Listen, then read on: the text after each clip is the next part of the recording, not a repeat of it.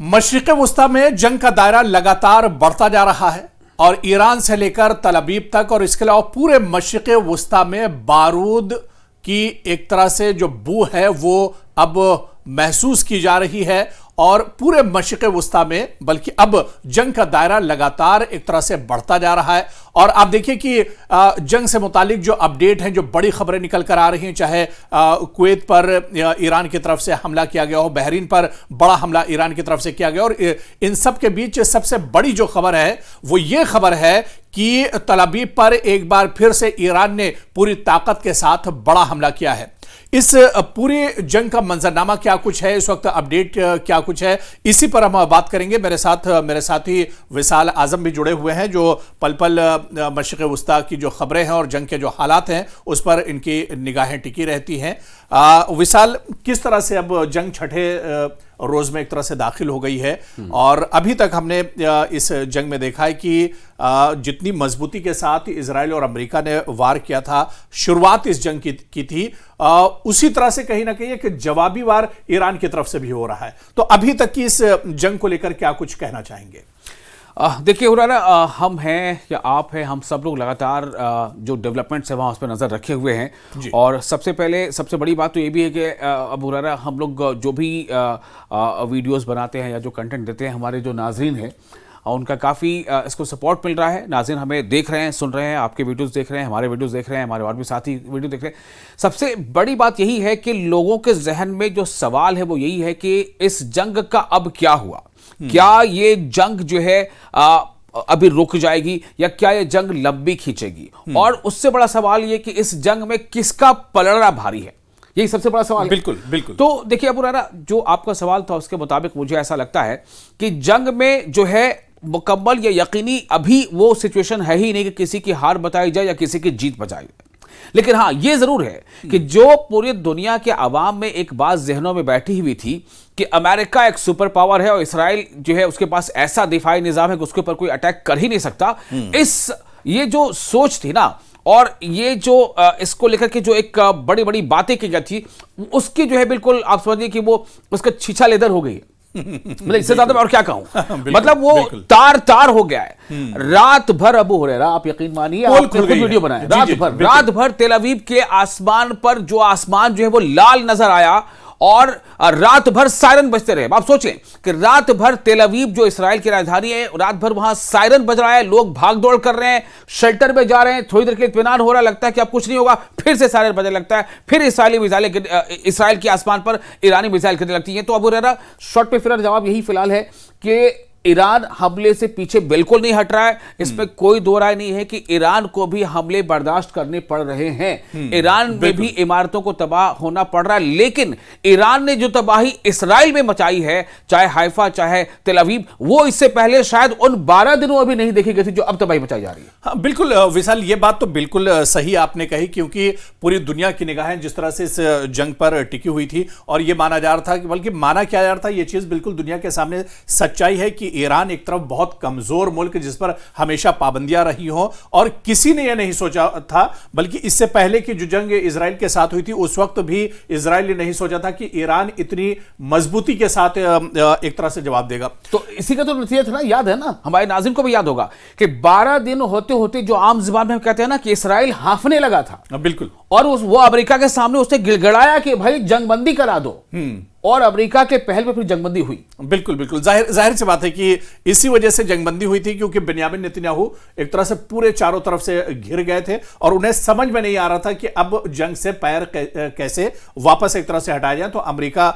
बीच में आता है, मुदाखलत करता है, सालसी करता है, और उसके बाद ये जो जंग का खात्मा हुआ था सबको इसके बारे में पता है। अमेरिका बीच में आया, उसने सालसी भी की, लेकिन आप ये देखिए कि उस वक्त आपको याद होगा बुराना, हम लोग तो कर ही रहे हैं, लगातार खबरें दे रहे हैं कि डोनाल्ड ट्रंप ने जो बंकर बस्टर जो गिराए थे B-2 बॉम्बर से नतांज, फर्दो और इस्फहान में, तो डोनाल्ड ट्रंप ने खुद आकर के मीडिया के सामने ये कहा था कि हमने जो न्यूक्लियर प्रोग्राम है ईरान को उससे डिस्ट्रॉय कर दिया है, हमने कंप्लीटली डिस्ट्रॉय कर दिया है।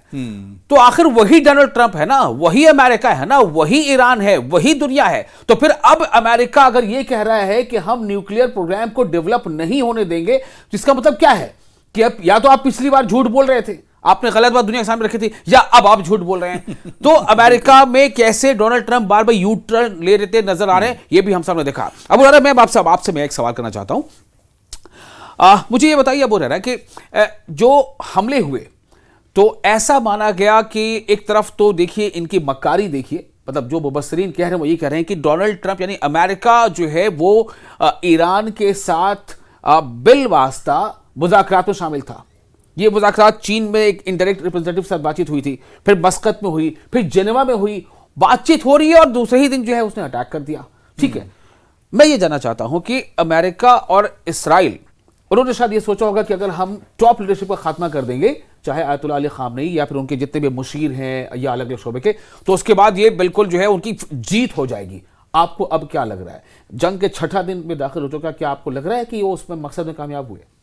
नहीं, जिस तरह से ईरान पलटवार कर रहा है, इसमें देखिए आपने 2-3 सवाल असल में एक तरह से कर दिए, तो मैं शुरुआत बल्कि यहां से करूंगा, क्योंकि अमेरिका का और इजराइल का एक तो दोगलापन, और इससे पहले भी चाहे वो हमास की बात कर लें या मशरिक़ वस्ता की दूसरी जो ताकत है या फिर ईरान की बात कर लें, हाँ। अब ये असल में इजराइल या अमेरिका इस ताकत पे कोई भरोसा नहीं करते। आप देखिए गजा में क्या हुआ, कई बार जंगबंदी हमास और इजराइल के दरमियान हुई, लेकिन हमेशा इजराइल ने एक तरह से जंगबंदी की और उसके बाद जंगबंदी एक तरह से तोड़ दी और अचानक उसने अटैक गजा पर शुरू कर दिए। कुछ ऐसा ही कुछ जंगबंदी तो तोड़ी, लेकिन आप ये देखिए, फिर से मैं याद देना चाहूंगा कि कतर के दोहा में जब टॉप लीडरशिप ईरान हमास की वहां मौजूद थी, तो इसराइल ने वहां पर मिसाइल दागे। ठीक है, उस दौरान भी बातचीत का मरहला जारी था। उस दौरान भी हमास की और इसराइल की बीच में जो वफद था, उस दरमियान बातचीत कंटिन्यूएशन में था, और उसी बातचीत में हमास क्या मुद्दों को रखेगा उसको लेकर हमास की अपनी बैठक थी दोहा में, उस पर इसराइल ने हमले कर दिए थे। मतलब आप बातचीत का एक बहाना, एक चादर फैलाते हो और लोगों को गुमराह करते हो, ये बताना चाहते हो कि हम बातचीत कर रहे हैं, we are very true, we are not war loving, we are dialogue loving. लेकिन होता क्या है कि आप सामने वाले को गुमराह करने की कोशिश करते हो, एक तरफ बातचीत में उठा करके, और फिर आप हमले कर देते हो। नहीं, तो बिल्कुल इनका असल में रवैया शुरू से देखिए यही रहा है, और यह कहा जाता है कि जो हम लोग आमतौर से कहते हैं कि यहूदियों पर भरोसा नहीं करना चाहिए, कभी भी धोखा दे सकते हैं, तो ठीक यही एक तरह से हुआ। चाहे अमेरिका की बात कर लें या इजराइल की बात कर लें, गजा की लड़ाई में अक्सर यह देखने में आया, और इससे पहले फिर आप देखिए कि जब जब इनके साथ मतलब बात की गई, कि तस्वीर की बात की गई, या फिर यह हुआ कि जंगबंदी की बात हो,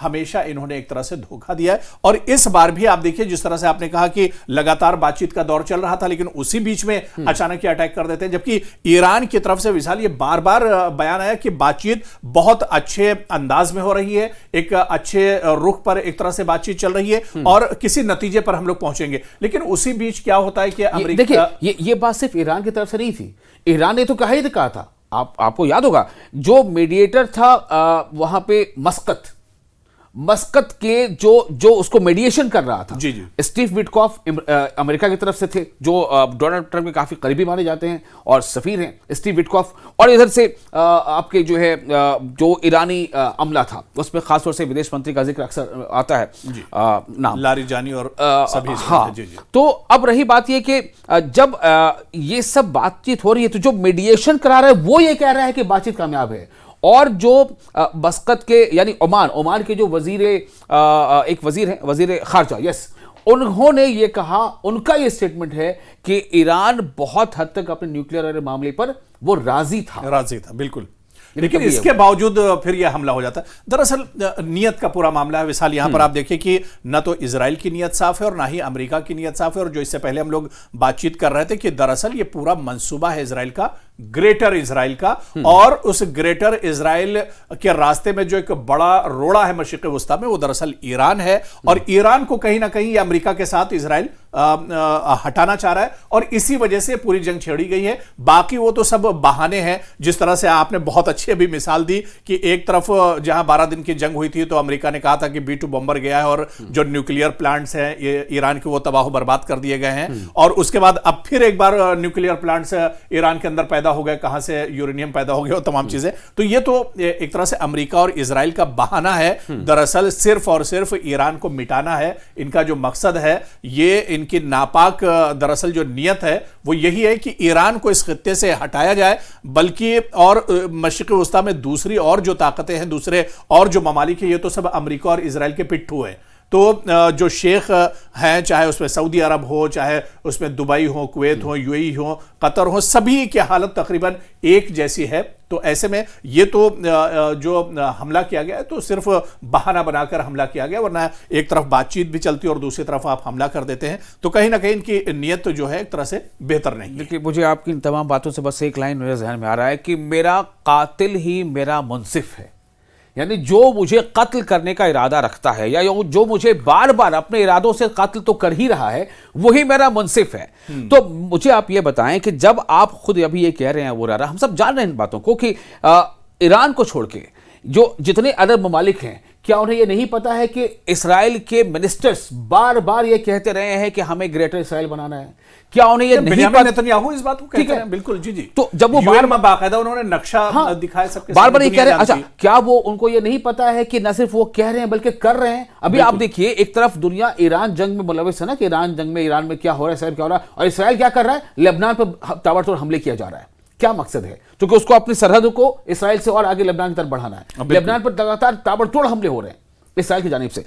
अब आप देखिए कि जब ये ग्रेटर इसराइल का ये जब आपको पता है, और जो आप कह रहे हैं कि जो इस मतलब जिन्होंने इसराइल के बारे में उनके नियत को समझा है या कुछ तारीखी जिनके पास मुताला है उनको मालूम है, तो आखिर ये लोग क्या कर रहे हैं? ये अरब ममालिक, उन्होंने अमेरिका को बुला रखा है कि वो हमारी हिफाजत करेगा, जबकि अमेरिका जो है इसराइल की मदद कर रहा है, और वही अमेरिका की वजह कर आज इनके मुल्क खुद अपने जो है इनके ऊपर खतरा आन पड़ा है। इनके कितने तनसीबात और होटलों पे और यहाँ वहाँ हमले हो रहे हैं, किसकी वजह से हो रहे हैं? अमेरिका की वजह से हो रहे हैं। जब पूछिए अमेरिका को, इन्होंने इतने पैसे खर्च करके उन्होंने अड्डे बना रखे थे।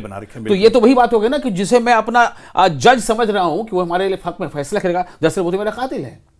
और विशाल, आप देखिए कि अमेरिका के जो झूठ की बात है या इजराइल के जो झूठ या उनकी जो नियत की बात है, आप देखिए कि अभी ईरान में जो बच्चियों के स्कूल पर जो हमला हुआ था, व्हाइट हाउस से जो खबर आई, आपने भी वो खबर पढ़ी होगी, सुनी होगी, कि व्हाइट हाउस अब उस खबर की तरदीद कर रहा है कि हम निहत्तों पर या जो शहरी इलाके हैं या लोगों पर, आम लोगों पर हमले नहीं करते, और ये हमला दरअसल हमने नहीं किया है। पूरी दुनिया देख रही है, कैमरे पर ये इस तरह के हमले हुए जो तस्वीरें आई हैं, लेकिन फिर भी अमेरिका और व्हाइट हाउस एक तरह से झूठ बोल रहे हैं। तो मतलब एक हद हो गई है, और डोनाल्ड ट्रंप तो दरअसल इसके लिए मशहूर ही है। और पूरी दुनिया ने देखा किस तरह से जब 28 फरवरी को अटैक ईरान पर किया गया, ईरान के supreme leader Ayatollah Ali Khamenei को शहीद किया गया, उसी दिन बच्चियों के स्कूल पर इतना बड़ा हमला होता है। पूरी दुनिया एक तरह से, जिसने देखी तस्वीरें देखी, उनके रोंगटे एक तरह से खड़े हो जाएंगे। उस पर भी अमेरिका अब झूठ एक तरह से बोल रहा है, लीपापोती एक तरह से अमेरिका की तरफ से की जा रही है। उसमें सिर्फ अमेरिका नहीं, ये दरअसल देखिए अमेरिका को, अमेरिका के नाम का, अमेरिका के वसाइल का इस्तेमाल कर रहा है, और उसमें बहुत बड़ा जो उसमें जो देखिए जो एग्जीक्यूशन जो है ना अब हो रहा, वो इसराइल का है। ये इसराइल की साजिश है। जो इसराइल 70,000 में से तकरीबन 30,000 बच्चों को मारने में गजा में उसके हाथ नहीं कांपे, उसके जो है सोच में कोई तब्दीली नहीं आई, उसके लिए ये 160 बच्चियां क्या हैं? बिल्कुल, ये इसराइल की खालिस्तानी है। और उसी दिन, जिस दिन 28 फरवरी को अलग सुबह जो दिन में ही ये तमाम सब कुछ हुआ था, दिन दहाड़े हुआ था, उसी दिन ये जो ईरान का शहर मिनाब है जिसका आप जिक्र कर रहे हैं, ईरान के मिनाब शहर में ये हमला हुआ था। जो एलिमेंट्री स्कूल था, एलिमेंट्री स्कूल में जो बच्चे पढ़ने जाते हैं उनकी उम्र ही 10 से 12 साल मैक्सिमम होती है। तो 12 साल से कम उम्र की बच्चियां, जिसमें 5 साल से या 6 साल से लेकर 12 साल तक की बच्चियां हैं, 165 बच्चियों की मौत होगी, और कुछ उनके असातिज़ा, उनके टीचर साथ में थे। दुनिया ये तस्वीर देख रही है, लेकिन दुनिया का जो दो रंगापन है ना, दो रंगापन, दो रवैया, वो आप भी देख रहे होंगे। नहीं, बिल्कुल। और विशाल, एक चीज और जो बहुत जिसका जिक्र हो रहा है और जो माहिरीन से हमने सुना भी, या जो चीज हम देख भी रहे हैं, कि पिछले दिनों जो एक फाइल्स का मामला आया था, एपस्टीन फाइल का जो मामला आया था, कि दरअसल उसे छुपाने के लिए, क्योंकि वो एक बहुत बड़े राज उसके अंदर छुपे हुए थे, और इस पूरे मामले को दरअसल ढकने के लिए एपस्टीन फाइल्स का मामला, जिसमें जो सर्वस्व है वो वो एक तरह से डोनाल्ड ट्रंप ही थे, उन्हीं का नाम सबसे ज्यादा आ रहा था। तो इस पर पर्दा डालने के लिए, और बड़ी बड़ी शख्सियात उसमें थी, सिर्फ अमेरिका और इजराइल के ही लोग इसमें शामिल नहीं थे, बल्कि दुनिया भर की बड़ी शख्सियात के नाम एक तरह से आ रहे थे। डोनाल्ड ट्रंप का नाम तो सबसे ज्यादा इसमें आ रहा था। तो कहीं ना कहीं उसे ढकने के लिए, उधर से जहन हटाने के लिए दरअसल ईरान पर यह एक तरह से हमला किया गया। और फिर आप देखिए कि सिर्फ इन फाइल्स को छुपाने के लिए नहीं है, जहन भटकाने के लिए नहीं, बल्कि एक तीर से कई निशाने एक तरह से साधे गए। देखिए, निशाना जहां तक, अब जब आप बात ग्रेटर इसराइल की जब कर ही चुके हैं, तो अबू हुरैरा आप समझ लीजिए कि वो तीर भी किसी एक खास जगह से ही छोड़ा जा रहा है और निशाना भी किसी एक खास जगह ही से लगाया जा रहा है। लेकिन उस तीर को छोड़ेगा कौन, उसके छोड़ने के लिए बहुत सारे देश जैसे अमेरिका या उन लोगों का इस्तेमाल कर लिया जाता है, और उस तीर के साथ निशाने पर कौन होगा, उसके लिए तो खैर टारगेट आपको बता रहे हैं वो तय ही है। आप ये समझ लीजिए कि जो सेनेटर्स हैं, जिन्हें हम आमतौर से यहाँ अपने यहाँ सांसद बोलते हैं या मेंबर पार्लियामेंट बोलते हैं, जो अमेरिकी सेनेटर से कई सेनेटर्स ऐसे हैं जिन्होंने हालिया 2 दिन पहले उनका बयान आया है कि आप ग्लोब के दूसरे हिस्से के एक देश पे बॉम्बिंग करने से आपके ऊपर जो एप्स्टीन फाइल का खतरा मंडरा रहा है उससे आप नहीं बच सकते। बिल्कुल, ये सीधा उनका स्टेटमेंट है। तो इसका मतलब कहीं ना कहीं इस पे दो राय नहीं है, क्योंकि देखिए हम लोग भी खबरों को पढ़ते हैं, समझते हैं और उसको अपने नाज़रीन तक पहुंचाते हैं। तो हम लोग भी किसी रिपोर्ट के हवाले से ही बात कर रहे हैं और उस रिपोर्ट में ये बातें सामने आ रही हैं कि दरअसल कोशिश ये है, मौजूदा जो बरसे इक़्तिदार जमात या बरसे इक़्तिदार जो अमेरिकी सदर हैं, कि वो चाह रहे हैं कि दुनिया का या अमेरिकी आवाम का ध्यान जो है कहीं और शिफ्ट किया जाए और वो जो फाइल का आप जिक्र कर रहे हैं उससे लोगों का ध्यान हट जाए। इस पर एक बात तो खैर है ही। अब आते हैं कि अबू हुरैरा आज क्या कुछ हो रहा है, मतलब IRGC क्या कर रहा है, क्योंकि इसमें भी दो राय नहीं है कि अमेरिका और इसराइल, देखिए अमेरिका के पास ताकत है, से इनकार तो किया नहीं जा सकता। बिल्कुल। और बेशक अमेरिका ने जब इतना ज़्यादा ताकत उसने लगाई है, इतने ज़्यादा 2 फ्लीट, इतने बड़े बड़े फ्लीट है, USS अब्राहम लिंकन या गेराल्ड, अब्राहम लिंकन तो खैर थोड़ा पीछे हट गया, लेकिन सवाल यह है कि मैं जानना चाहता हूँ कि अभी भी ये कितनी बड़ी चुनौती है और या कितना नुकसान ईरान का इसमें हो पा रहा है, क्या है रिपोर्ट? नहीं, ईरान का तो देखिए बहुत बड़े पैमाने पर नुकसान हो रहा है, जानी नुकसान। अमेरिका की तरफ से जो खबर आई है इसराइल की तरफ से कि अब तक तकरीबन 1000 लोगों को मतलब अब तक मारा जा चुका है, जिसमें पासदारान इनकलाब के सिक्योरिटी फोर्सेस के जवान भी हैं और इसके अलावा आम लोगों की एक बड़ी तादाद है। और इनमें 1000 लोगों में मैं तो मान के चल रहा हूं कि 200 तो वो मासूम और नन्हे वो तालिबात हैं जिन्हें दिन दहाड़े जिनका कत्लेआम एक तरह से किया गया है। तो 1000 लोग मारने का दावा किया जा रहा है। और एक और रिपोर्ट है, मैं बस आपको उसमें वैल्यूएशन कर रहा हूं, उसमें जो ईरानी जो ऑफिशियल जो जानकारी जो आई है ईरान प्रेस रिलीज, उसमें यह बात कही गई है कि 8 अस्पतालों को अब तक अमेरिका इसराइल के ज्वाइंट हमलों में ईरान में निशाना बनाया गया है। 8 अस्पतालों को। तो जाहिर सी बात है कि अस्पताल में भी काफ़ी लोग होते हैं, अस्पताल का हमला होता है, अस्पताल में मरीज होते हैं, उनके तीमारदार होते हैं, तो उनकी अगर आप काउंट कर लें, और 8 अस्पताल पे हमले का मतलब क्या हो गया कि जो वहाँ दाखिल हैं, जो वहाँ भर्ती हैं, उनके लिए तो मुसीबत आई ही आई, और जो लोग आइंदा आ सकते हैं अस्पताल में इलाज के लिए उनके दरवाजे बंद हो गए। दरवाजे बंद हो गए। कुछ ऐसा ही मतलब जो हाल गजा में हुआ है कि ना तो वहां पर स्कूल छोड़े गए, ना तो अस्पतालों को बख्शा गया, ना मजहबी मकामात को छोड़ा गया, पूरा का पूरा गजा एक तरह से देखिए नेस्तनाबूद हो गया। तो अब ईरान को भी विसाल ये मानकर चलिए कि दूसरा गजा बनाने के दरअसल ये इजराइल और अमेरिका की प्लानिंग है मशरिक़ वस्ता में, क्योंकि फिलिस्तीन एक बड़ी रुकावट थी और उसके बाद ग्रेटर इजराइल जिसकी हम बात कर रहे हैं, कहीं ना कहीं उसके पीछे पूरा मंसूबा इजराइल और अमेरिका का यही है। तो जिस तरह से गजा को तबाह बर्बाद किया गया है, अब निशाने पर ईरान है, और अब से नहीं, ईरान एक लंबे जमाने से रहा है निशाने पर रहा है। लेकिन अब वो रहा एक छोटी सी बात एंड करने से पहले, आप बिल्कुल बात सही कर रहे हैं कि देखिए ईरान अभी भी फाइट कर रहा है। अभी तो, और जैसा कि ईरान का कहना है कि ये तो अभी शुरुआत है।